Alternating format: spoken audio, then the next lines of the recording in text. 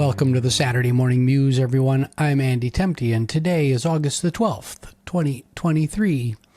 Today, I'd like to talk about the phrase constructive criticism and recommend that we all but remove this phrase from the lexicon of business jargon. Several months ago, my dear wife Linda and I were chatting as the day was winding down, and the topic of constructive criticism came up. In a moment of philosophical reflection, she wondered why we continue to use this phrase because of its focus on the negative. How can I be constructive and negative at the same time, she thought.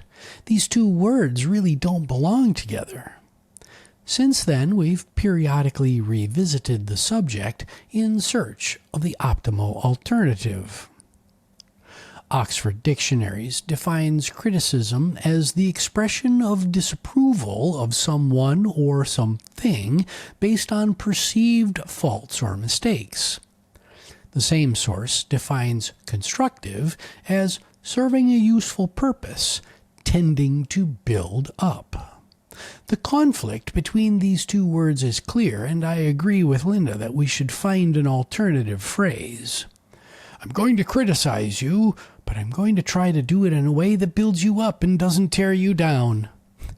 In my experience, most recipients of constructive criticism can see through the constructive sugarcoating and end up focusing on the negative anyway.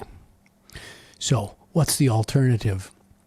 After thinking about this deeply as I'm whacking weeds with my fancy new ego trimmer, see last week's Muse for more, I believe the replacement phrase for constructive criticism is influenced by the relationship between the sender and receiver and the depth of knowledge that the sender has on the subject.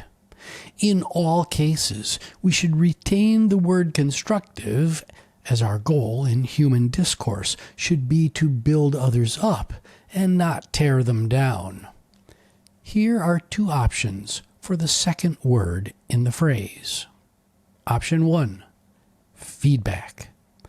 I would use the phrase constructive feedback if the intent is to evaluate or help course correct an individual, team, or product or service. Here, there is the presumption of knowledge and or understanding on the part of the individual who is sending the feedback. Said differently, feedback should come from someone who is a stakeholder in the value stream that is under consideration. Feedback should come from someone who is close to the work or the issue at hand. Option number 2, observation. Alternatively, I would use the phrase constructive observation in cases where the sender is not deeply connected to the subject or subject matter. Put differently, if you're an armchair quarterback or sideline commentator, you're not in a position to provide meaningful feedback, let alone criticism, and are instead relegated to the position of an observer. So, let's reserve the phrase constructive criticism for those rare occasions where we've earned the right to criticize through experience and or relationship. The bar for its use should be high, and we should employ all our emotional intelligence muscles before we dole out constructive criticism. In all other cases, let's speak of constructive feedback when we know what we're talking about, and constructive observation when we are a casual observer. Have a great weekend.